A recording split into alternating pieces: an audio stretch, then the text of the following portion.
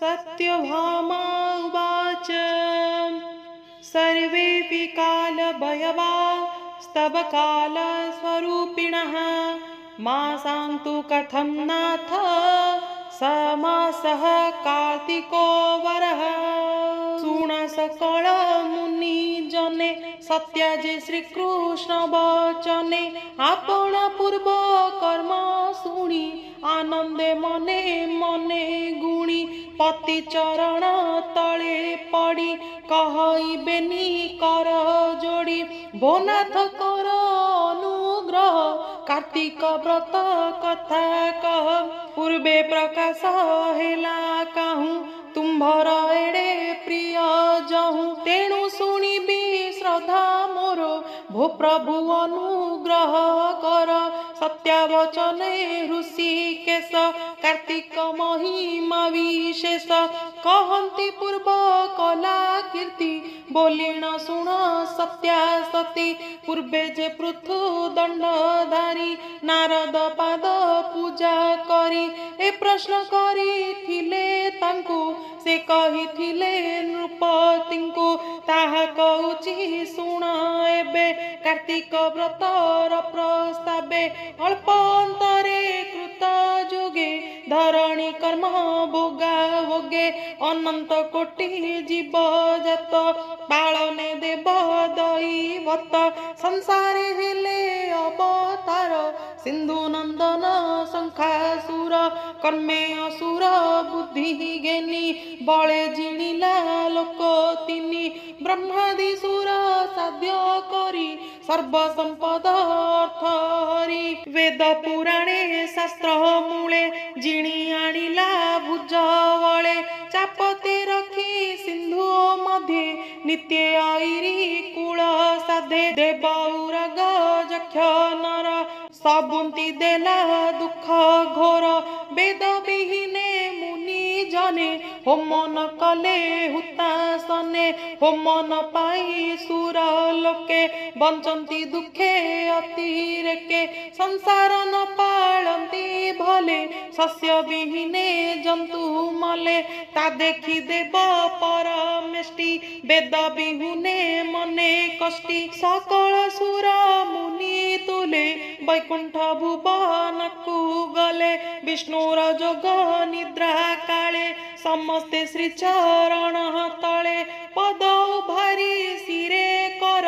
तुति करई वेदवर नमस्ते प्रभु ब्रह्म राशि अशेष गुण ग्रामवासी सकल लोक परे रही भाव विचारे भावग्राही तू अंतर्गत वार्ता जानू तोर गोचर सर्व तेणु जे जन महाभय पाई तोर चरणे चित्त दे शरण जंती तोर पादे तू तांकु रखु अप्रमादे बिना सुविपद वेदना तेणु तो नाम वज्र सेना तेणु सकल लोक पाले शरण तो पाद कमले प्रसन्न होई दुख देख घोर असुर दंडु रख सागर सुत शंखासुर बळे हरिला वेद मोर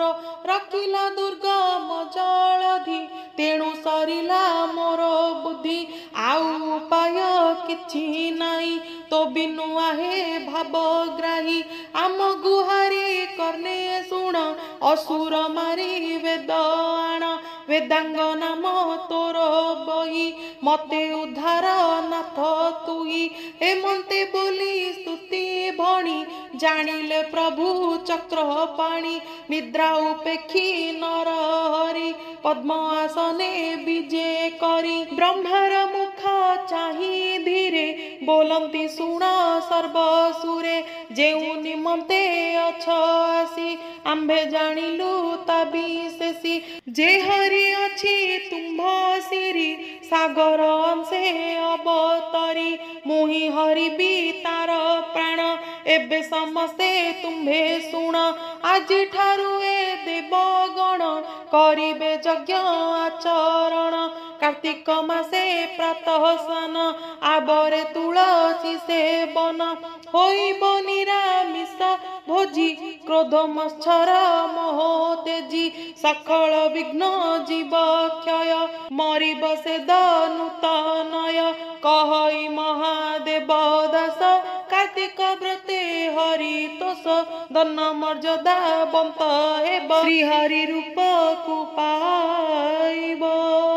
इति श्री पद्म पुराणे उत्तराखंडे कार्तिक महात्म्ये श्रीकृष्ण सत्यभामा संवादे शंखासुर वेद हरणे नाम तृतीय अध्यायः।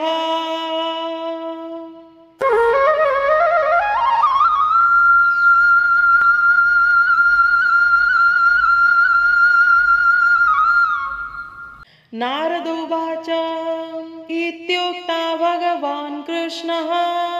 सफरी तुल्य रूप धृक् उत्पाताञ्जलो विन्ध्य वासिनः कश्यपस्य सह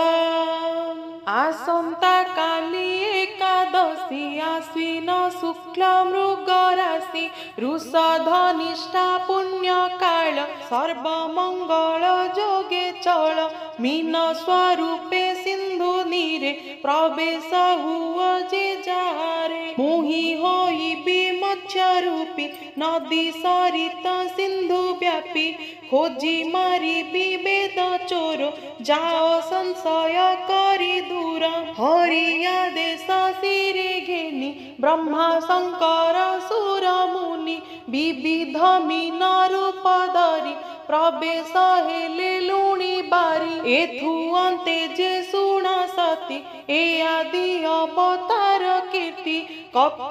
कश्यप नामे तपचारी विंध्य पर्वते वास करी विष्णु संतोष प्रति आसे रही जे थिले चतुर्मासे से स्थाने सरस्वती नदी विंध्य पर्वत मूल भेदी दक्षिण सागर गामिनी से जले प्रातः स्नान मुनि अणउदये स्नान सारी सूर्य प्रकाशे संध्या करी देवता पितृ आवाहने संतोष करी जल दाने आदित्य अर्थे अर्घ्य तोली घेनिले उदक अंजलि एही समये नरहरि क्षुद्र सर्परी रूप धरी ऋषिंक करे उत्पत्ति देखी संतोष महाजति मने विचारी महाऋषि ए मीन मीन भय आसी शरण मोर कर स्थले जत्ने रखिब कमंडले ए मंत विचारी मनरे रखिले कमंडल नीरे पुणी प्रवेश जले जाई से मीन कमंडले थाई डाकई रख तपशील एबे संकीर्ण कमंडल उत्सर्ग दिसे मोर काहे मने पूजे महाभये सारस गणे देखी नेबे तू मते रख भल ठाबे शुणी कश्यप महाऋषि से मीन कुपरे निवेशी तही पुरिला कले बर ता देखी मरीचि कुमार मत्स्य को उद्धरी तुरित सन्निधे थिला जे सरित तही प्रवेश नेई कला से मीन सरिते बढ़िला देखी आश्चर्य तपचारी बहुत विप्र ठूल करी मीन को धरी धर्म बळी मिलिले सरोवर जले तही नहिला जहु ठाब मीने डाकई रख जीव शुणी विस्मय पिप्रगण मनीषु मरी नारायण मीन को सरोवरुनी गभीर नदी मार्गे थोई तही पुरिला मीन काया विप्रे जानिले विष्णु माया वेद वचनी स्तुति गाई मत्स्य को सिंधु जले नेई देवंक हिते दई तारी सागरे विश्वरूप धरी सुवर्णमय मत्स्य रोहि रूप को प्रतितुल्य नाही रंगलोचन बेनी शोभा जैसने बाल अर्क प्रभा रंग अधर रंग पृष्ठ मेरु समान महामोटो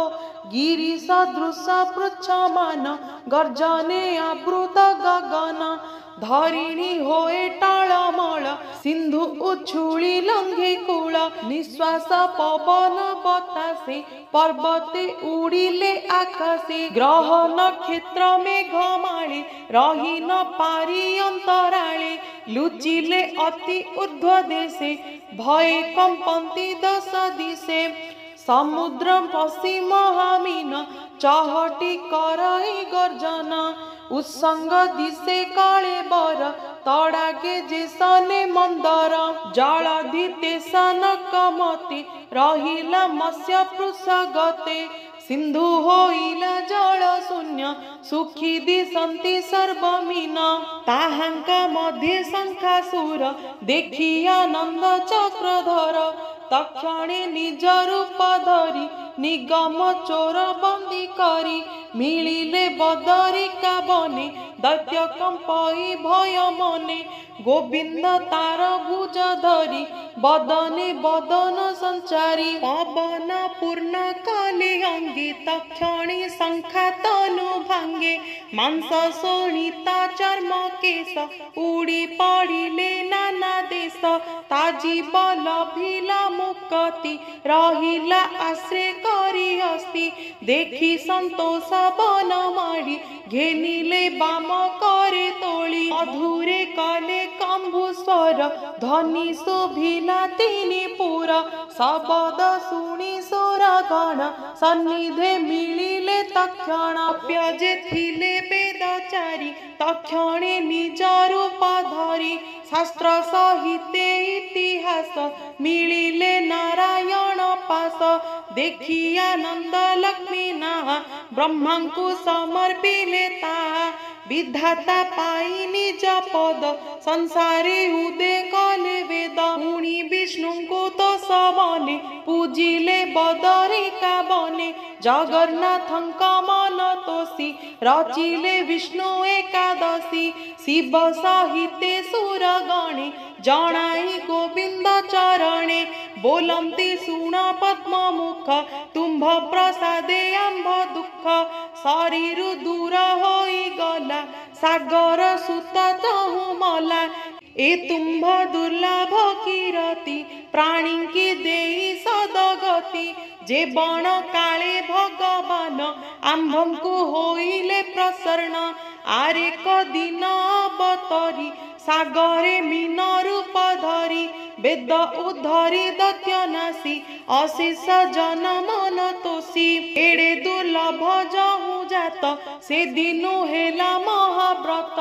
दशमी तिथि आदि करी द्वादशी मध्य व्रताचारी मध्य दिवस उपवासी व्रत करिबे एकादशी बेनी पक्षरे बेनी बार व्रत पालिबे सुर नर संकल्पे तुम्भ नाम चिंती खंडिबे त्रिगुण विपत्ति अंते लभिबे तुम्भ पुरी ए मंत आज्ञा देवा हरि सुनी संतोष दया निधि बोइले व्रत हेउ सिद्धि ए मंत बोली ताहु चली प्रयाग तीर्थे जाई मिली पवित्र जले स्नान करी बेगे पूजिले दई तारी ब्रह्मा बिहिले पुणी व्रते सर्वदेवंक सनमते कार्तिक मास आगमने जणाई विष्णु सन्निधाने बोलंती ए कार्तिक मास तुम्भे करिब जले बास जे बन जन प्रात काले स्नान करिबे जाई जले नियमे हेबे व्रताचारी हविष अन्न भोग करी करिबे तुम्भ नाम जप खंडिबे शत जन्म पाप पाइब परम मुक्ति ए आज्ञा दिया लक्ष्मीपति हेउ बोइले नारायण सुनी संतोष सुर गण पुणी से ठारु विजे करी मिलिले वाराणसी पुरी से स्थाने शिव पूजा करी ब्रह्मा को चाहि नर हरि बोलंती सुण वेद बर ए तीनि क्षेत्र प्रिय मोर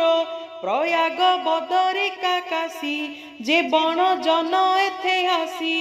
तीर्थे स्नान करी क्षेत्रे जे बारहिब दिन मात्रे ताहाकु न दंडिब जम अन्ते से जीव मोर धाम हेमंत आज्ञा परमाणे विधाता लिहिला पुराणे कार्तिक व्रत एकादशी महिमा लिहिले विशेषी संसार जनंकु निस्तारी जे जहा पुरे विजे करी कथा प्रसंगे नारायण कहिले पवित्र पुराण प्रकाश पद्म मुखु जेणु पद्म पुराण ताम तेणु उत्तर खंडे जे महिमा शुणी संतोष सत्य भामा तांक बल्लभ पाद तले अशेष भक्त जन मेले नमई महादेव दास दया सागर पीतवास इति श्री पद्म पुराणे उत्तराखंडे कार्तिक महात्म्ये मत्स्यावतार महिमा कथने वेद चौर संखासुर वद्धो नाम चतुर्थोऽध्यायः।